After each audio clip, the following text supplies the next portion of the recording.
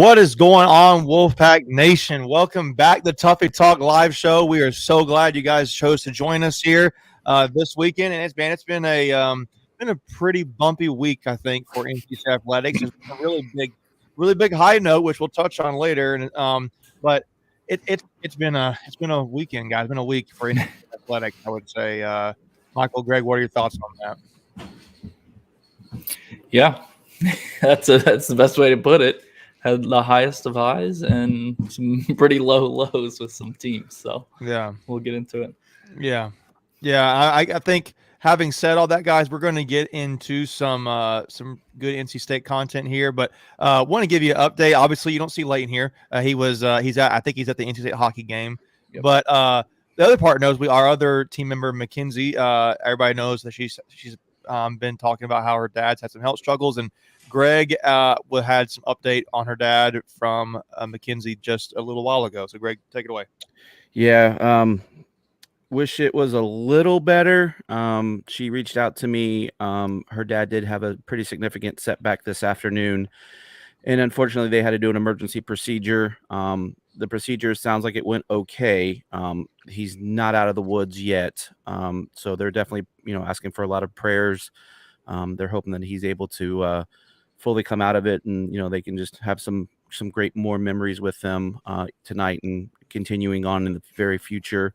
Like Jimmy V says, we don't give up here at Wolfpack Nation. So, Mackenzie, we're definitely thinking about you and the whole Blackwater family. And I'm rocking my Chad's pack today, and I try to wear it as often as I can. So, Kens and Carrie, we're thinking about you guys. We just hope that everything continues to work in a positive direction. And the first step was the surgery. And I'm just kind of rambling because I'm kind of lost at words, but we love you guys. So, yeah, the whole Wolfpack Nation's behind you. So everyone that follows Kens on Twitter, if you've reached out, she's definitely not ignoring you. She's just going through a lot, and the family's gotten a lot of messages of encouragement. So I know they'll get to you guys as soon as possible. But everyone loves you guys. Thanks.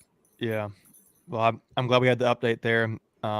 For those who can reach out to Mackenzie to encourage her and her mom and her dad, please do so. I mean, that'd be tough for anybody. So any level of encouragement and community they can have come around them in this part of their lives right now is a really big deal. And it does not go take for granted, I'm sure. So be sure to reach out to them guys and encourage them, let you know that you are thinking of them, that you're praying for them. Even not half heart. I know that's an expression just to say, hey, I'm praying for you, but they need your prayers. So be sure to do that, guys. So having said that, I think we'll start off with the first off, I know it's Thanksgiving week, guys. So I saw some comments here about happy Thanksgiving. And I'm really excited about eating some turkey this weekend, or this week, I guess. I already had a kind of like a start off for that on Saturday with some family. You guys got any big Thanksgiving plans, Michael, Greg? Go ahead, Mike. Yeah, just hanging out with family back in North Carolina. Yeah. We will be going over to my wife's family's house here locally, and then my father-in-law has a 5:30 deadline to get us on the road down to Raleigh because there's a football game I hear on Friday. I heard about that. Yeah, so I told him the turkey better be ready on time. If not, we'll take it to go, so we can get down 95 to the good old Pines. Yeah, that's good. That's awesome. Yeah, I see some comments here. I think Leighton's in the chat as Tuffy Talk. He's like, Macon didn't get the red shirt, black hat memo, and I'm usually the one who observes those kinds of things. But I will zip up my collar a little bit taller today just because of that. And then you guys can see Mackenzie there, so she can see your comments there. So I'm off of that too. But I see Colby's got Turkey Day and Bills football. I think the matchups on. Is it Bills versus Lions, or is it Bills and Lions, or is it? I know the Lions always play. Or the Cowboys, right? Yeah, right, or the Cowboys. And I think the Pats play somebody. I know they have like a night game now, so maybe that's a night game. Yeah. I'll have to go look up while we're talking here. But some good football and a good family time. Really enjoy it. Don't take those moments for granted. Being able to do that. let your family know how much you love them this Thanksgiving. But there's also, if we talk about football, there's also some good college football. And for NC State, big matchup coming up this Friday, the day after Christmas. And we're talking about the Wolfpack versus the Tar Heels, right? NC State versus UNC, red versus blue. I always think it's interesting they have this matchup on a Friday rather than a Saturday, and it's been that way for like the last few years. But it's fine. I mean, I don't really care. And you got what? Yeah, go ahead, Michael. I mean, I don't care. I know Doran talked about it before. I think somebody asked him in the last press conference about him and Mac Brown have both said it's dumb to play it on a Friday because it takes away from high school football that's going on. It's the playoffs right now in high school football in North Carolina. So it takes away a little bit from that for both ways, like recruits coming to see the game and coaches going to be able to see high school recruits in the playoffs and stuff. But I mean, as a fan, I don't really care, right? It's a holiday. Most of the time you're not working. I think the argument against it though is that it's a Friday, it's a high school football. They're getting the playoffs a little bit. So I know Doran's been a big advocate for high school football and having recruits be able to come and watch games on, if you can't really do that on Friday because they got to worry about their own game. So, he didn't talk about that. Hell, I don't think I've heard him mention it this year. I know he's mentioned it in the past, but I was just going to mention too, like, I mean, how many parents have their kids in college and in high school, right? Like, for instance, the Thomases, like, where do you split your time at? Right. So there's a lot more to it. So I don't really, as someone who doesn't follow North Carolina high school football, I don't really have a dog in the fight. I do enjoy Saturdays though. I have a T-shirt that says Saturdays are for tailgating, and there's a reason for that. So I enjoy the Saturdays personally. It is nice though to be able to watch the rest of the rivalry games on Saturday. You get your game out of the way, and hey, it's going to be a primetime game, right, on ABC. 3:30. So the whole country will be able to watch it. 3:30 on ABC. If you're having if you're on California Pacific Coast time and you have to get lunch, you take Thanksgiving on a noon 12:30. That's a good time. But before we get to the Carolina game, and I see a lot of comments here, I like in-game alphas. I'm allergic to Chapel Hill, so I like that. But let's go back to the NC State versus Louisville game. And, man, I don't think anybody really – I know McKenzie said we're going undefeated at the beginning of the season. So, but I think us guys here – had State losing this game even preseason, just because I actually thought we would have won all our games potentially to this point and then have lost the game in Louisville, especially when you're down to QB3, QB4.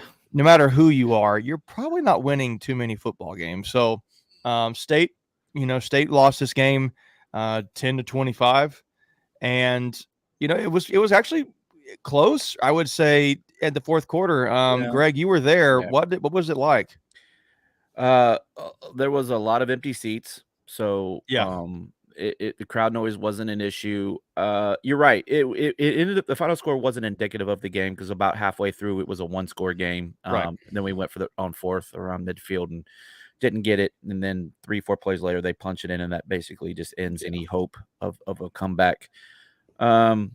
Look, as crazy as this is going to sound, as bad as we played, we still had a chance in that game. Right.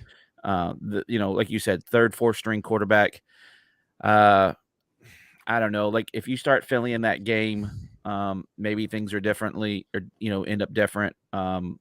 We couldn't stop the run to save our lives. That was it. And then the fourth play, again, another fourth down play calling thing, and I'm sure we'll break it down. Again, I didn't have a problem with going for it. It was the play call. And I heard Doran's, I was going to say excuse, but more explanation. I don't know. Like you line up and just go for it. Like you don't need to get cute. But. I mean, I was listening to I'll go and say that. I was listening to Inside Pack Sports podcast, and they were having a friend of the show, Philip Danford, on there, talking and breaking down that play call, and they were saying, a lot of fans have had this issue, and the way he broke it down, and I won't give him details. Definitely go check out that podcast, guys. But he was saying State had some plays, similar play design on previous earlier parts of the game where they had barely gotten it, and this play call was just a little bit of a different look out of a similar formation. So, I didn't hate the play call. I actually kind of thought that when Michael Allen got to the outside there on the top side of this, the far side of the field, that if he just missed a blocker, he actually may have had a lot of green space in front of him to run. I didn't hate it. He just didn't get the play there. And again, it wasn't. I remember thinking, man, I really felt they should pass here. I think it was like 8-9 minutes left in the fourth or something like that, and thought there's plenty of time, but I don't know. You're down a score or two there. You kind of need to try to get points. I don't blame Doran, but for me, and I hadn't gone back and watched the replay, so like I was really like at field level, so I wasn't up to kind of see how it broke out. My issue is you need to go north south, not east west, and I thought maybe he went too far west before cutting it up in there. Like maybe if he takes another half step and then cuts it up in, maybe. Obviously we didn't have the edge sealed off, and he wasn't able to break a tackle, but I don't know. It's frustrating. But what were your thoughts? And again, I don't know if we're ready to break this down or talk about other things, but what were your thoughts on Finley? Do you think he should have started the whole game? Like what were you guys at with that? I mean, it's tough because Doran was saying he hadn't run the offense all season in practice. He was running scout teams, so he was running other teams. So I don't know. I didn't have a problem with it because he was going to play anyways. I think I don't know if those first two, him being in on the first two series, would have made a bunch of a difference. I mean, like Louisville's got a good defense. They do. I don't think it really mattered. So was it the third series that he ended up coming in on? Yeah. Yep. Okay. I thought it was a little later than that. I thought they did like 2-2 or something like that. Yeah. Which is what they did with Chambers and Morris in the Syracuse game and the Virginia Tech game. And then whichever QB looked better, which in Syracuse it was Chambers, so they kept him in the rest of the game. Against Virginia Tech, it was Morris, and they kept him in the rest of the game. Here's what I'll say. I don't know if they should have played or not played Chambers. But I will say I can tell you who looked better, and it was Finley. And I think it was actually, it should be a positive thing for State and the fans to see your QB4 really. He didn't look half bad. He looked great. I'm not saying he looked good because he didn't grade out. He didn't grade out very well at all in PFF grading for this game. In fact, it was pretty low. But there was some plays there throwing the ball that you're not going to really see Jack Chambers doing a whole lot of. And I thought that gave State the opportunity, the ability to open up the playbook a little bit more with a Ben Finley. Whereas Jack Chambers, you're just seemingly limited with what you can do and you feel comfortable with. So I know guys here, you guys are commenting Chambers equals trash, Ben Orbans, in games like Chambers can't even freaking throw. He was making the right reads. He was just missing the throws. He was not accurate. I will say it was windy as all get out there, though. Like it was. I mean, you could definitely tell on some of the kicks and the punts were affected by the wind. I mean, my face was like that evening, my face was as red as the shirt I'm wearing. I got a lot of wind burn, so it was not. It was definitely not the greatest conditions. And let's be real. I mean, we're down to third and fourth string or whatever wide receivers out there, minus Thayer. There's guys out there that probably haven't had a lot of experience. Minus Darryl Jones. I thought Darryl Jones in the last 3 weeks has really stepped up. He's had some nice games the last 3 weeks. You know who your highest graded player was on offense for NC State this game? Skill position or non-skilled? It was a skill position guy. I mean, it was overall the highest graded player, and I will give you a hint. I would say Houston. You would be wrong, actually. It was Julian Gray. He didn't play a ton of snaps. He didn't play a ton of snaps. But you had Zavala was one of your better graded players on the offensive line. But besides Gray, the more legitimate offensive player, and I see some comments here about this guy, was Michael Allen. He was your 4th highest Yeah. graded offensive player. He didn't get enough touches. And his best grading aspect actually was pass blocking. I mean, his play in the passing game was a little bit better grading than his actual run play. But man, that guy has emerged, I think, and I don't think at this point you should care about the red shirt versus not red shirt. You play your He best is guys. helping you win. So Yeah. I think he's burned it now. Oh yeah, he's yeah. way burned Oh it. no, he's past that. But I mean, you get what I'm Yeah. saying, like the argument of Earlier in should the we keep season. it or should we Oh, not? yeah. No, Yeah. he looks legit. Like you should not have to worry about Yeah. that. So, but no, what do you guys? You guys for the fans here looking in the comments, but for Greg and Michael, what does Michael Allen's emergence mean for this offense right now? Because we're needing all the help we can get, but what are your thoughts on him? I mean, it's just another dimension, right? Because we don't know coming in the future what our wide receivers are going to look like. So if you're strong in one area, it makes your other areas that much better because then you can feed off of that. With your play calling, it just opens up more dimensions in the offense. So, I don't know. I think we're gonna be good, and then we've got some guys coming too. So I think we're gonna be fine in that position. Yeah. Yeah, I did too. I see some guys. I see, Bart bringing this up, and this is something that I think also too I've noticed lately, and it's been more of a downside kind of thing.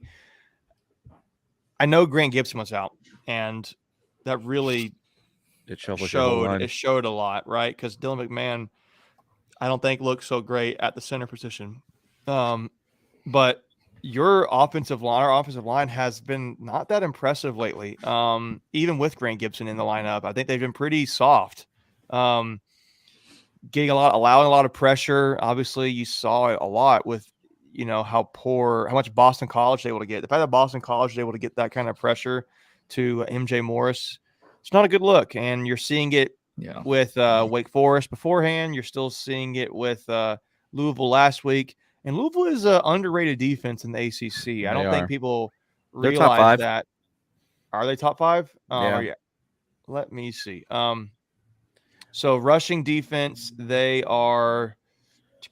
I'm talking overall, but their rush defense was better than their pass. They were only giving up like 20 points a game. And they held rushing defense, they're in the middle of the pack with ranked 8th. And then passing defense, they are 5th. Right. And I think they lead the conference in sacks and interceptions too. I thought we were. Do they have more than us? Because we have like 16 they lead the conference in sacks, and they are second in interceptions. And part of that is because they had that huge game against Wake Forest, right? Oh yeah, good point. Okay. But so to your point, I was going to say to your point, they had 6 sacks against us. Yeah. No, sorry, 5 sacks, 6 tackles for loss, and 6 QB hurries. So that's just a lot of pressure. There's 12 plays right there. Right. Yeah. That's just not a winning recipe there. But even then, you were down by 3 points, a field goal away from tying in the fourth quarter. I think that's where you're coming back to, Greg, about that fourth down call. But that's not where you win or lose the game. It's just it was critical. 5 sacks for Louisville to our 1. We threw the 1 interception on the last play.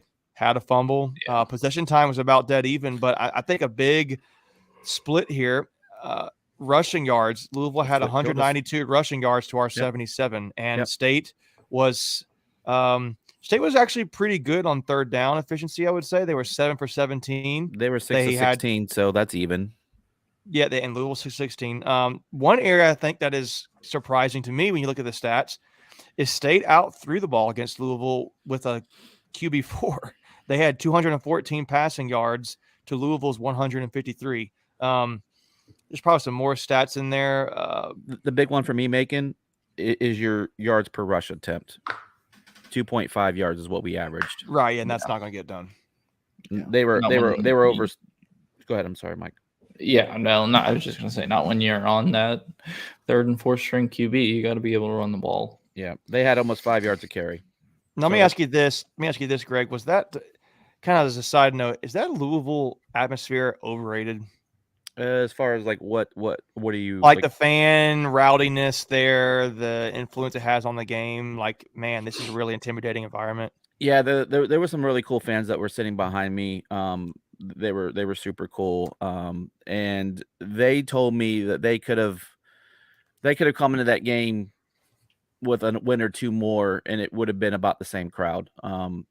They have a very fickle, like, I think not to compare, but you could definitely say that they're a basketball school, not a football school, like that other team that we're going to be playing this week. They have to be, at the top of their game. They said like a few years ago when, Louisville and Clemson played, like you couldn't get a ticket there. But, if you think about it, we were a top 25 team, coming into their house, and there was nothing there. But the one fan did say, and I didn't really think about it. He goes, since we've joined the ACC, we don't have a football rival. And so for them to drum up that support, he goes, basketball, absolutely. Like when Duke and Carolina comes in, like the place is rowdy, at the Yum Center, which by the way is the dumbest name for an arena.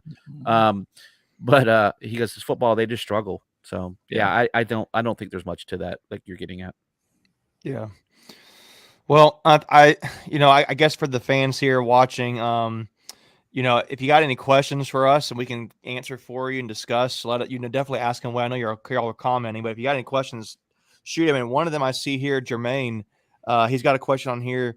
Says, does Dave get fired if we lose? And I think he's talking about the Carolina game. So, Michael, Greg, what are your thoughts on that? Does Dave Doran get fired if we lose this Carolina game? No, not a chance. No. Yeah. And what's your reasoning? You want to go, Michael? Go ahead.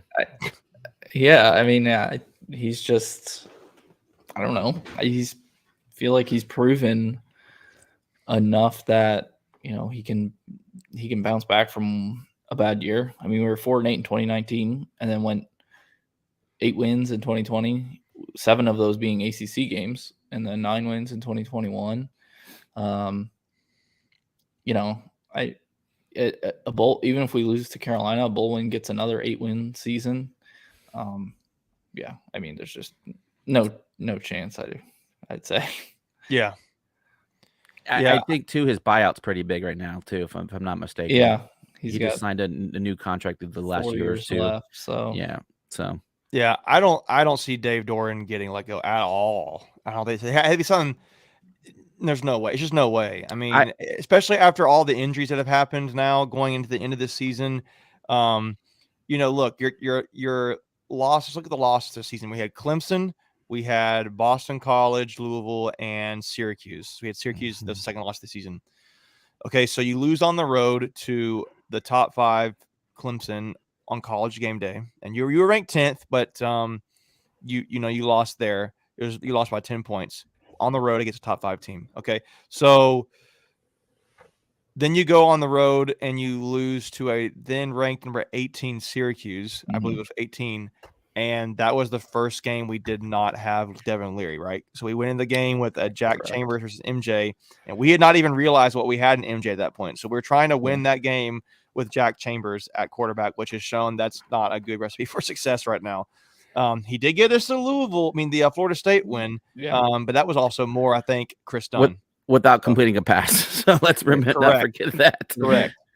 It was just, I don't know if it was luck or what it was, but that was loss number 2. Third loss, Boston College. That was just an ugly loss. I mean, you didn't have, I don't know, that was just a bad loss. So maybe that's the one bad loss we've had. Okay, let's go with that one. And then you've had the loss now to Louisville, where again, you don't have now your QB1 or your QB2.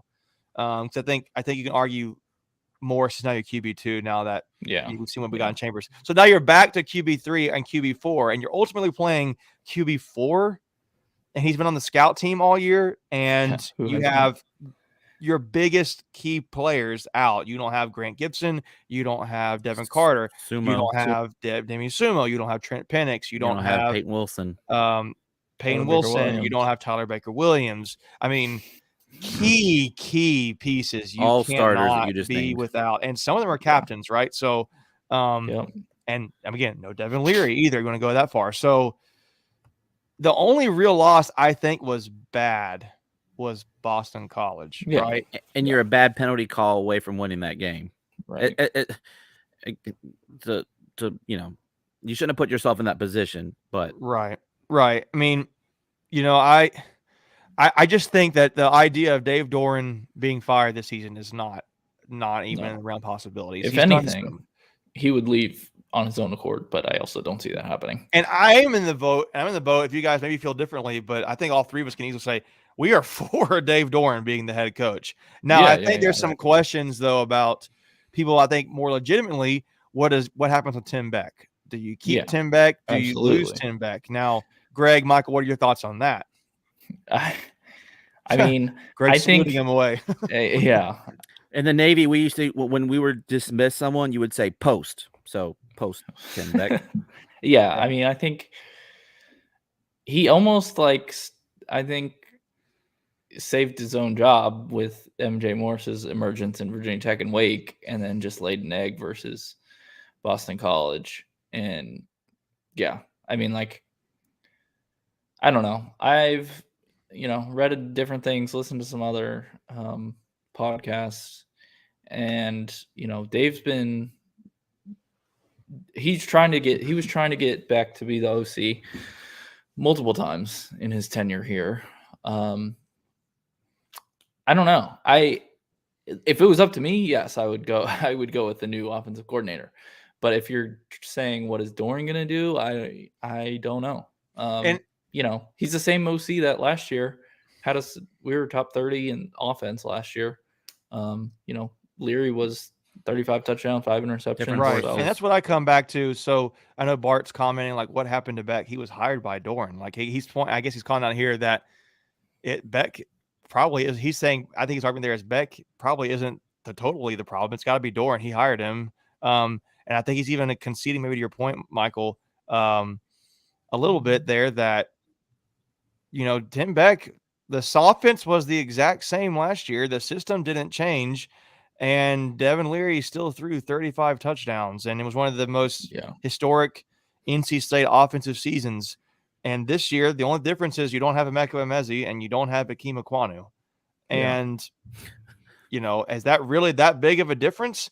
I don't know. I don't know.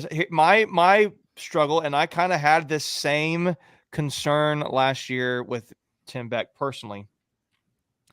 I don't think he's creative enough at times. Yeah. I think it's too predictable in the offense. I think the talent we have at times makes the play calling look better at times than I think it might actually even be, to be honest with you. I think he has good moments, but I just think, 80% of the time you're running the ball on first down. That's too predictable, and it's not anything super creative with running the ball, in my opinion. I think when it's, a lot of times you don't really get a ton of yardage on second, going into second down. So you're getting third and you're not converting much on second down. So you're usually getting 3rd and 8, 3rd and 9, 3rd and 10, 3rd and 12.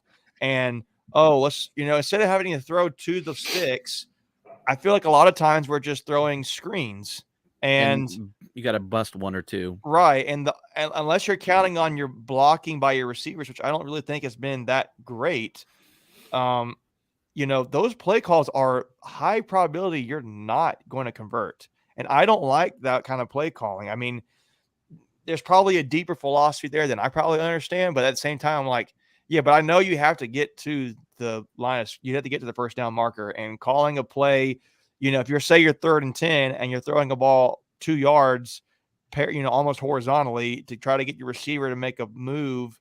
Yeah. To get 8 yards. I just don't like that. Yeah. It's just and that happens too much. Everything has to be perfect on a play to really be successful. It's just hard to, it's just hard. And I see Alex Chappell's comment here. Our offense was deep when Drinkwitz was here. I disagree with that too, kind of. I haven't seen offense that has been really dynamic between Matt Canada, between Elijah Drinkwitz, and between Tim Beck. And maybe I'm wrong, but I just haven't really, maybe I'm asking too much. Maybe, I get that, but I I don't know what I don't know. I don't know if I want to think- see more like air raid kind of stuff. The tech. I don't really think I want to see that. I just want to see more creativity than maybe what I am seeing, and maybe that's probably how the rest of the fans feel. I think Drinkowitz was the closest thing we got. I mean, was he the OC the year we had the 2,000-yard receivers? Yes. With Harmon and Jacoby Myers. Yes. Yes. I mean, think it was his first year. Yeah. So I don't know. Well, we can move on from that point. I think we've kind of belabored on it. So. Yeah, the last point I want to throw out there, and Macon, you brought it up like a week or two ago, or maybe it was one of the previews we did. I don't remember, but you said like I want to see creativity, like you were talking about running Julian Gray and like a jet sweep or like just something. I mean, just on a wrinkle, goal. wrinkle. Like that's just like it's. We line up the same way and we run the same 4 or 5 plays, and it's like, oh, great. And then when we do get creative, it's Thayer's throwing a pass to someone. Yeah, and I'm going to add this one last. You said you gave me the last comment. I want to give this one last comment because I thought about this. Your fans are talking about, the questions brought up here. Does Dave Doran get let go? And we're saying no, hard line, no, that's not happening. But to argue for Dave Doran, another one, he's had consistently 8-9 win seasons. One, when's the last time that's happened at NC State? He's right. 2. He just had a 16. He tied the home record. Obviously, we think he easily should have gotten 17, right, in Boston College, but he tied a record that has not happened in 50 years. The last coach to do that was Lou Holtz, which everybody knows who's like 80 years old now. Right. So he made history. He's made history a lot of ways here. But my other thought is, would you rather, I've said this before, would you rather be in NC State under Dave Doran with 8-9 wins and you're always in that discussion, or would you rather be a Syracuse who has like a 4-win seasons all the time, and then they have one big season, they had like the 11 win, and they had like another 9-10 win season, and the majority of your seasons are like on average like 5 wins a season? Would you rather be Syracuse in that regard or NC State? I'd rather take NC State personally. So yeah. So can I counterpoint you real quick? I know we said we're done. Yeah.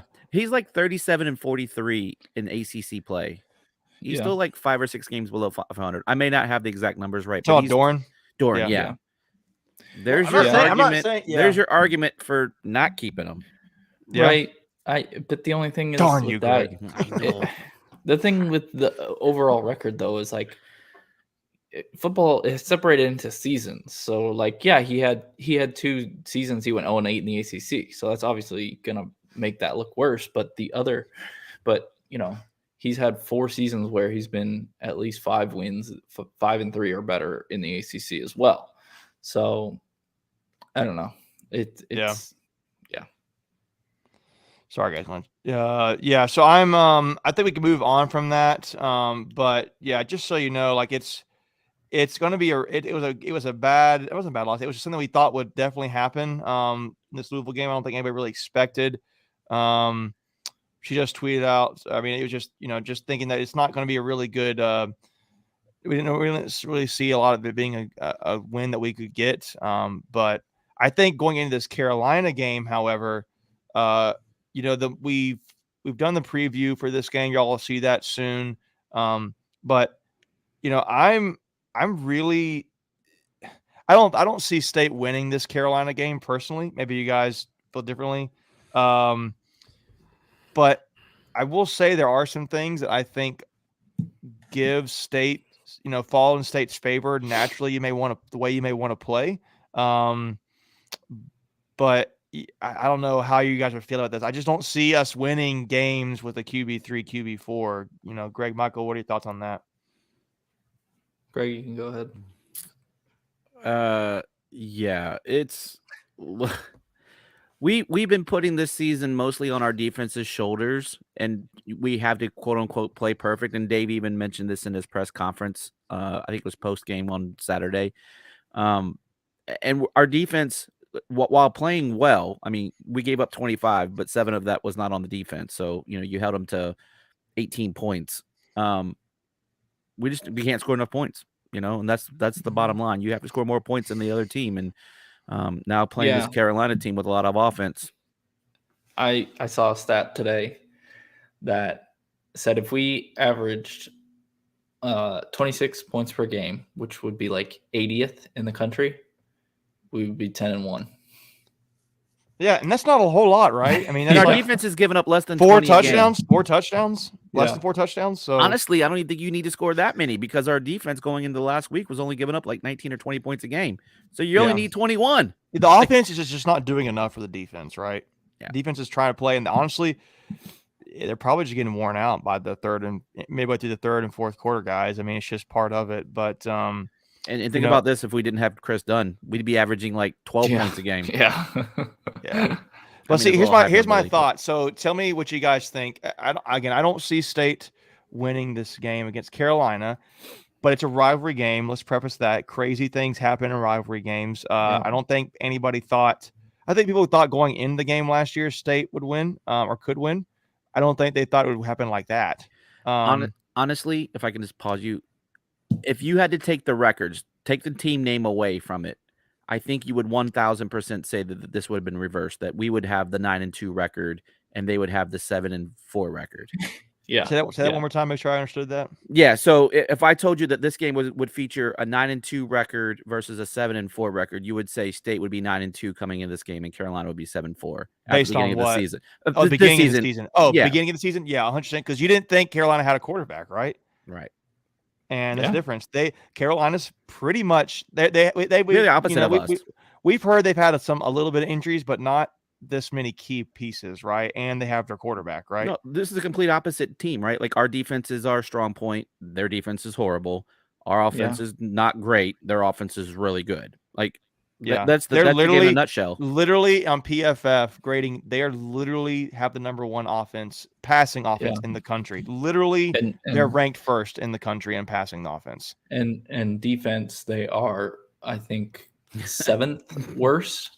Like out of 131 teams that are ranked 124th. I don't know. I don't know what to expect because it's it's strength on strength and weakness on weakness. Are you guys more interested to watch their offense versus our defense? Or are you more interested to watch our offense against their defense? I thought you were going to ask if I was more interested to watch Michigan versus Ohio State. That's what I really thought you were going to ask me. No, there's no other game on this weekend besides NC State versus Carolina. You guys know that.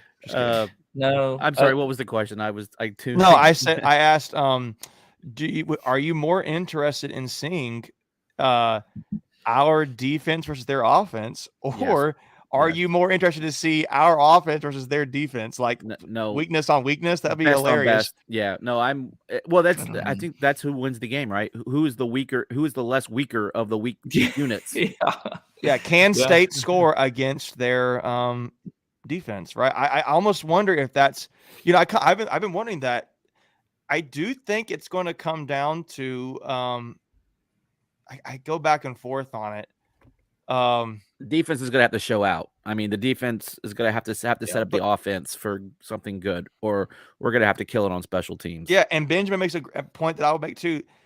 It may be the best defense Carolina's played all year. I mean, and they played a decent, good defense with Notre Dame, and they lost. And so they just lost to Georgia Tech, with Georgia Tech playing their QB3, and I mean they ran the ball really well though. Right. Well, they lost that game, and I just don't. Here's my other thoughts. Okay, so State has had Michael Allen emerged.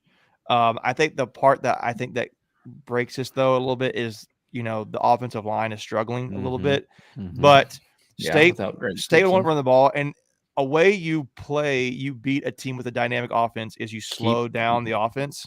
You slow down your offense, keep their offense off the field, which State naturally wants to do. I think with a QB3, QB4, you're not overwhelming your QB. You want to run the ball to drain the clock down, which would actually play into State's favor offensively, what they want to do at this point, because they don't feel as comfortable throwing the ball. The key is going to be converting and keeping your offense on the field. I just don't know if that's something that we can do consistently right now. I don't know if this translates, but we need to pull out Dean Smith's four corners offense before the shot clock existed, right? But that's how they won basketball games back in the day. They would just hold the ball for 20 minutes before they shot it. And then, basically you want to limit the amount of possessions the other team has. I think if Carolina scores 20, 23 Oh, it's points, done. I think it's over. I It's think we have to done. hold them under 20. Under 20. But I will say, to your point, we talked about earlier, I think State's going to need to go with Ben Finley in this game. The last game he started was at Carolina, right? At Carolina. Well, I don't think That wasn't he started good, that though. one. I think he was good. I know. And injured. it was a COVID game. It was a COVID game too, right? So yeah, we got destroyed.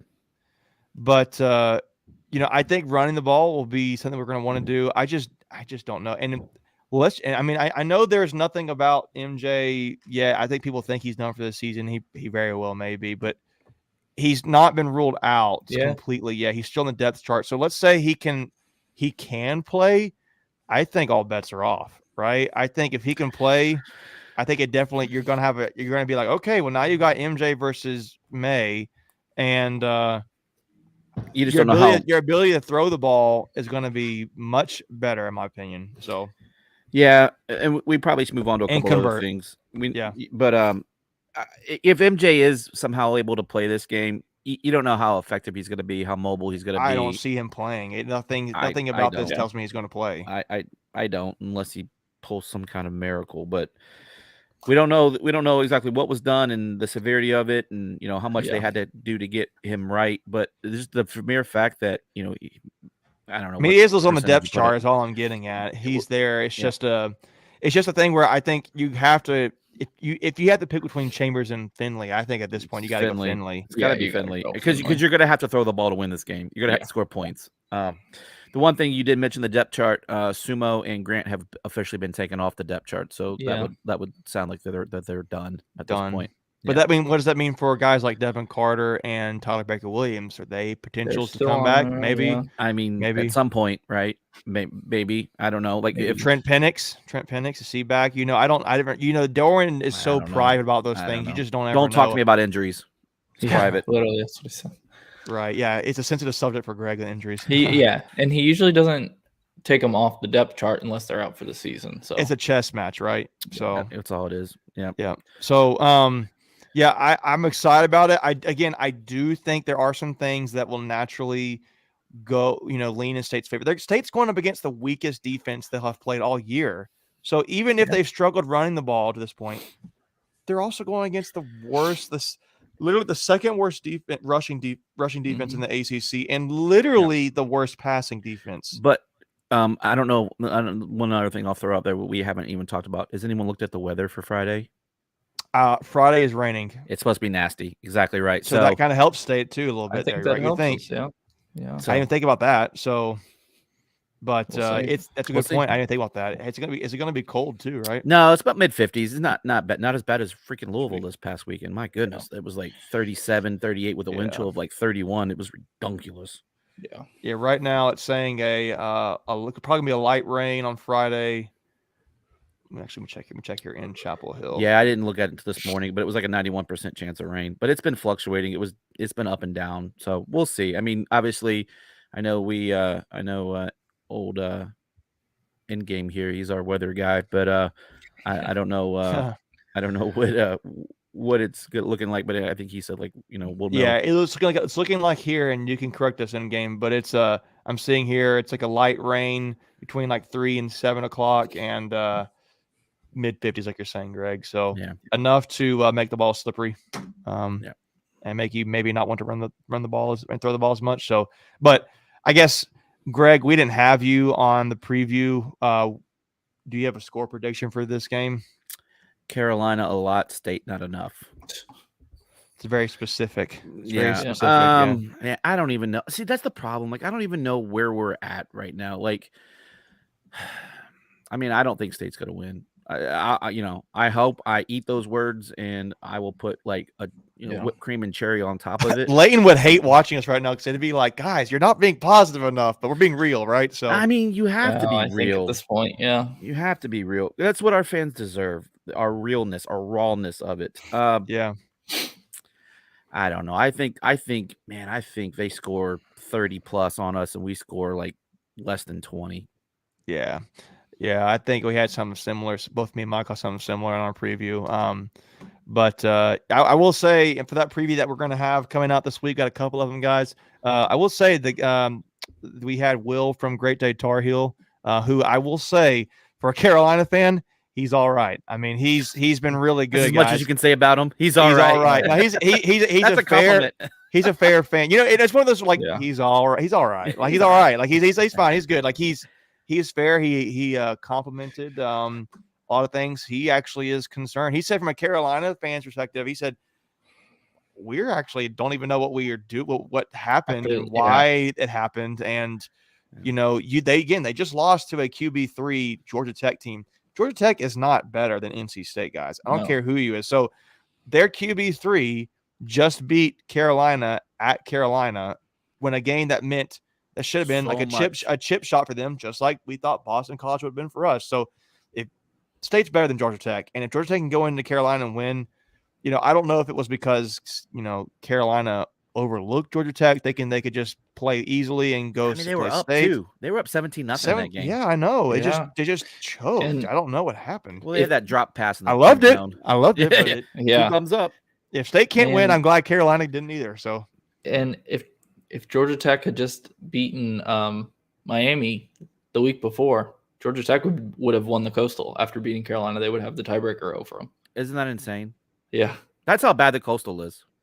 But you know what? Well, we would have had to beat UNC goodbye too, next year. still. Goodbye next year, right? That's the True end story. of the Coastal. So, true story. But yeah, my point was that Will from Great Day Tar Heel, he was actually concerned about Carolina going this game. He's like more perplexed. He was like, I don't really even know what happened. And he said the fan base feels really like uneasy right now. And you think they show up?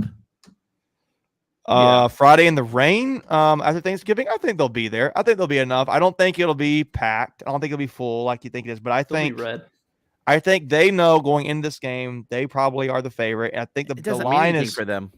Right. Their line is by 6, right? That's true. I think the rain will keep some people away. I think you would actually see more NC State fans. I think you would see NC State fans there more than you would Carolina fans. Like the rain would keep NC State fans away less, if you get what I'm saying. Yeah. Right. And I didn't even think about the students being on break part of it. So in games like they have 26 seats left, that doesn't mean anything. It's like even some of the states saying they sold out. Any stadium say they sold out is like they have like these big companies that buy them off and whatever. So they're out there. They're out there. That's what our take is on the football front, guys. Let's touch base in the last 10 minutes or so here on some other sports. Let's go to men's basketball and women's basketball. Men's basketball, 4-0 right now. They've beaten Campbell and Elon. Some games that I think kind of got a little tight there. Closer than you would like. It make it a little bit uneasy, but they pulled it out, and it was a solid win there. I think you were seeing a team under Kevin Keats this year with guys like Jarkel Joyner, Terquavian Smith, Jack Clark, DJ Burns, KC Morsell has emerged, in my opinion. Good. Yeah. 26 points the other night. Mohoric. I got it right. Mohoric. Yeah. There you go. This team is dynamic offensively, guys. They won't be last in the ACC. No, and I can tell you the only thing that at this point to me, the concern would be, what can they do defensively? Can they put something together defensively?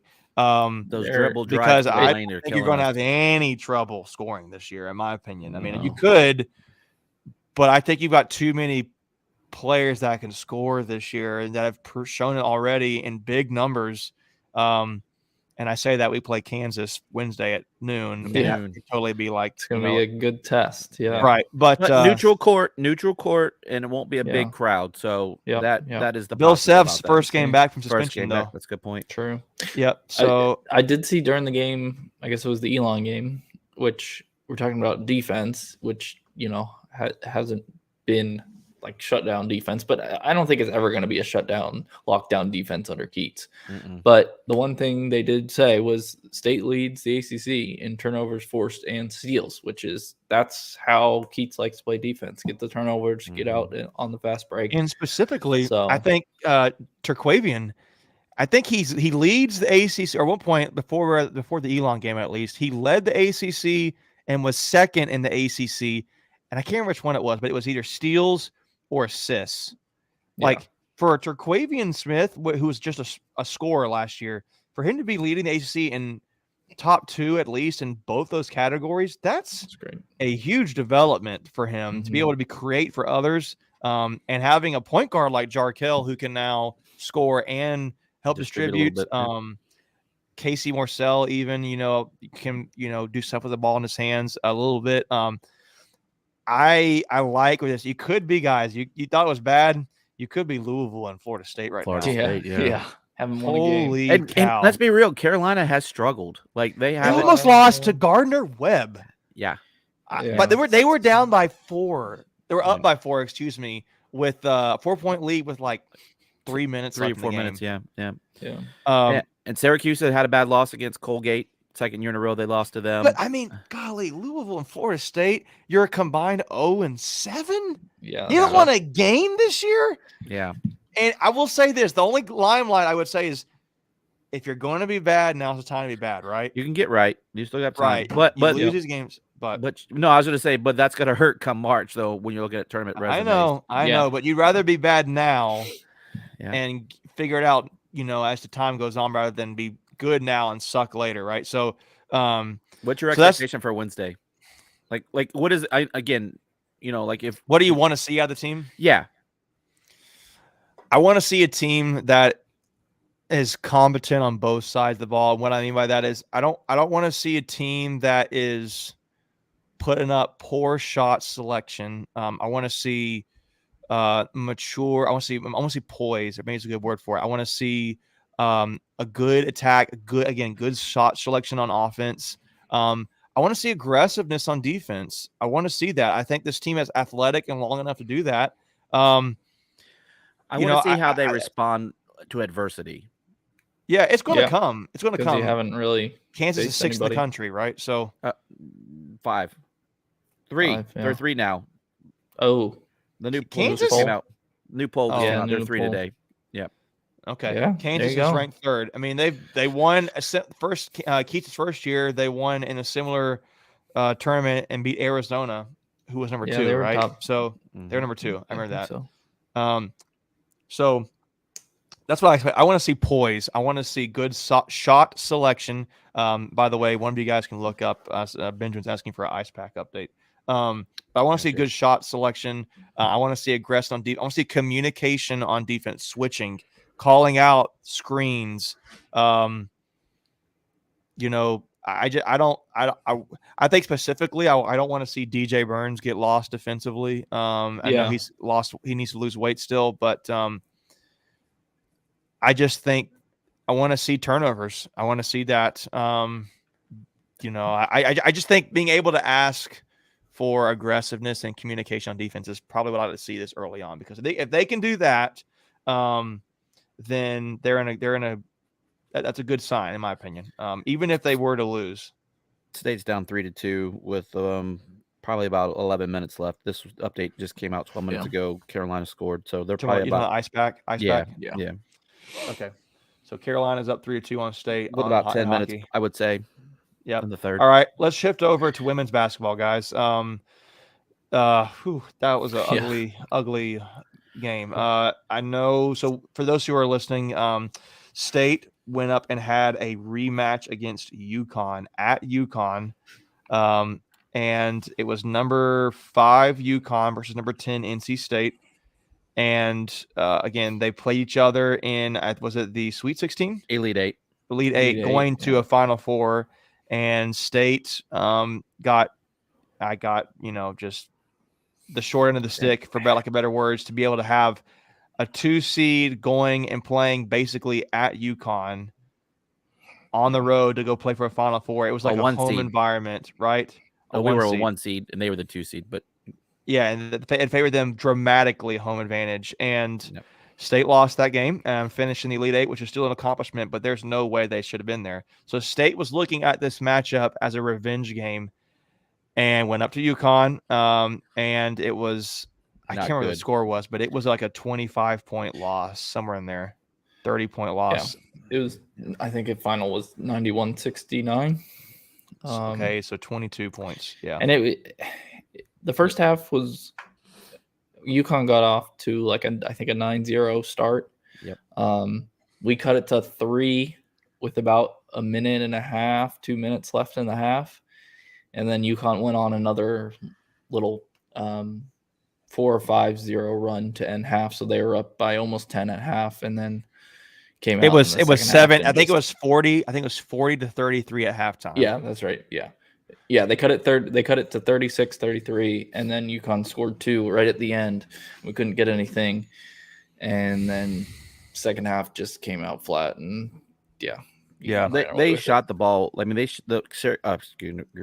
Connecticut shot the ball 50%, and they were like That's 37, tough to beat. 38%. That's tough to from beat 3 on a home court. Well, yeah, especially, I mean, those turnovers obviously played a big part in their shooting percentage. There was a lot of layups, a lot of easy baskets. Fudd for Connecticut just straight up crushed us. We just didn't have an answer for her. So and I'll tell you, here's another big stat line here that I think there's a few of them here. I'll read them off to you for that game. While you're doing that, my stat line, Jakia Brown-Turner, 4 fouls and only like 3 or 4 points. That's pivotal for the game. That's tough. I mean, we're not going to win games when arguably your best player shooter is. Yeah, but here, look at this number. Here you go. UConn 22 assists to our 9. Yeah, our 9, 22-9. Okay, UConn steals. UConn had 13 steals to our 3. Yeah, it was bad. Blocks. UConn had 3 blocks for our 1. That's not such a big deal to me. The rebounding was basically even. I think they outboarded us by 37-36. We out rebounded them. I'm looking here. At least my stat, my app here, it's 34-33. Offensive rebounds were dead even at 10. But here's another one that's just not acceptable to me. And this kind of comes back to the assists, right? The assist number was 22-9. The fast break points, UConn had 22 fast break points to our 9. Yeah, they had points off turnovers. Steals. Yeah, 13 steals, points off turnovers. UConn had 27 to our 9. What are you looking at? Like, my stat line is different. That's weird. Might be a little bit off, but it's the score app. Score app is good. Yeah. Yeah, like ESPN had something different, so whatever. It doesn't. Defensive rebounds are about dead even. It's just an ugly game. They just played much better basketball. They were passing it better. They were getting turnovers. They were getting more blocks. They were scoring on the turnovers. They were playing in transition, it looks like. So, and if you're shooting 50%, golly, that's hard to beat, especially when you're shooting decent at 34% from 3. So State shot 37% from field goal and 25 from 3. That's not going to get done. So here's the one thing, and we can end on this or maybe jump to the cross country for a few seconds. But this is we have been spoiled by the class that just left. This is and I said it on a tweet earlier in the season. I mean, we're only 5 games into it, but this is going to be a work in progress for Wes.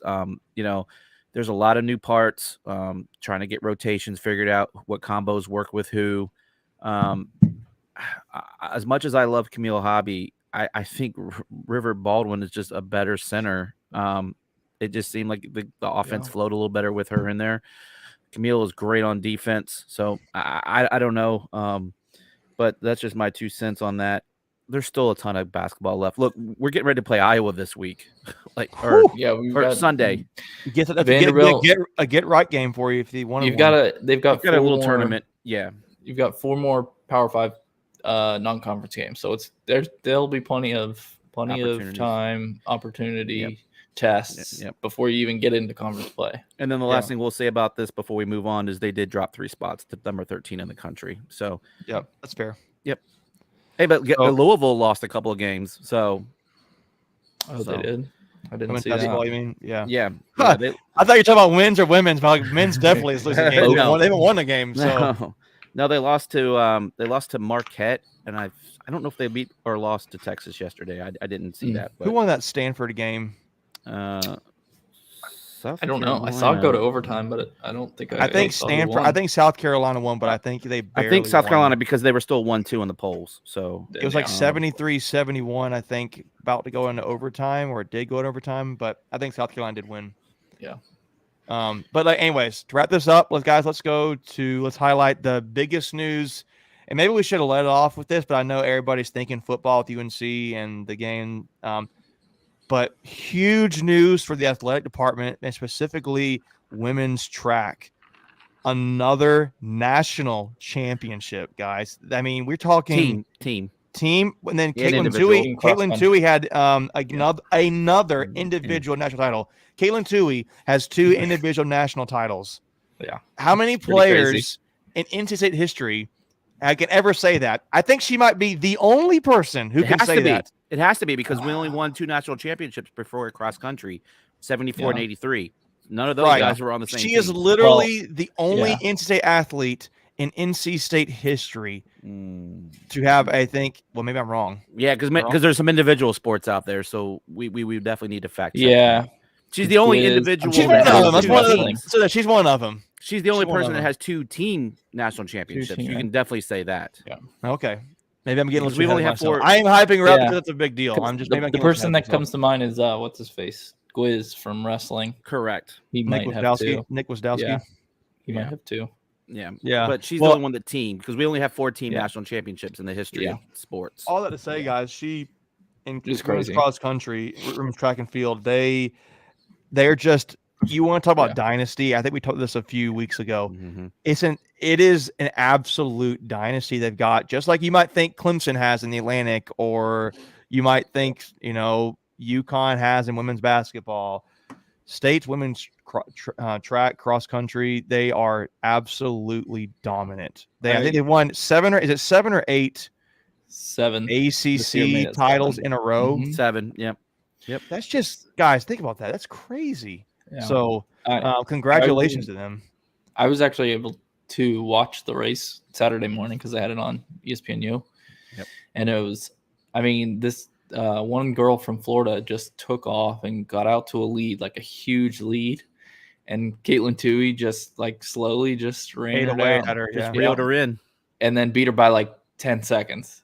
It was crazy. So we finished first and third. Yeah. And then we had 2 other runners finish in the top 30. So that was the best. And then the real quick, the men's finished just outside the top 10. They finished 11th. Yeah. Unfortunately, the other school from North Carolina finished 10th, but we won't talk about that. Wake Forest, no kidding. Yeah, actually, they were really good too. I think they were top 5, but the blue one. So yeah, I know Duke. I'm kidding. The other shade of blue, Macon. Come on, Macon. Yeah, I feel like that's the good. That's probably what we should end on there. But I will say this: a little teaser. NC State's baseball schedule has been released, guys. So in it. Go check that out. We can talk about that moving forward. But there's some good matchups here. Some home matchups. I'm gonna skim through here. You got Virginia, Louisville, Florida State, Clemson. Even got a matchup with the Citadel, but I think Notre Dame is at home and Pittsburgh. Too. So your home ACC matchups are Virginia, Florida State, Clemson, and Pittsburgh. So and then a 1-game ECU. I was always at home and home with them. So for non-conference. Yeah, but the in-state rivalry games are on the road this year. You got at Wake Forest and at UNC. But just go and check those out, guys. It'll be good to get tickets there. There's some nice pieces on that team, so I'll let that be for moving forward. But guys, that's going to wrap up our show tonight. I really appreciate you guys taking time to watch the show and join us here and commenting and asking questions. It really helps us enjoy the show. I think it adds to the show a lot when you guys are involved. So. Again, a recap: NC State versus UNC this Friday, 3:30 on ABC, nationally televised game. Be sure to watch. Get all that turkey eaten before then if you can be there. I'm sure it'd be awesome to see the red in the stands. State men's Wednesday. Go ahead. Yeah, State men's basketball is a Wednesday game at noon, which is so random, but it's a noon game against Kansas. Yeah. And then we do play Thursday, Friday also. Correct. Thursday women play against in Vanderbilt. Yep. And against Vanderbilt. And then West Virginia on Friday.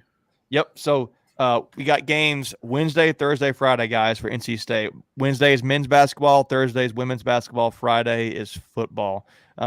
So big week, particularly when it comes to men's football football team. So be sure to check in those guys. And again, be sure to like and subscribe to this channel, follow us on Twitter, share it around.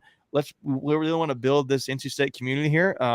And it's awesome, guys. I really appreciate that. And if we don't see you or you don't hear from us, we hope you guys have a great Thanksgiving with your family. Again, make sure to let your family know how much you love them and just enjoy being with family and friends.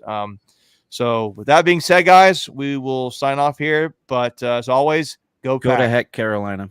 Go to heck, Carolina. It's fair to say that. All right, guys. See y'all later.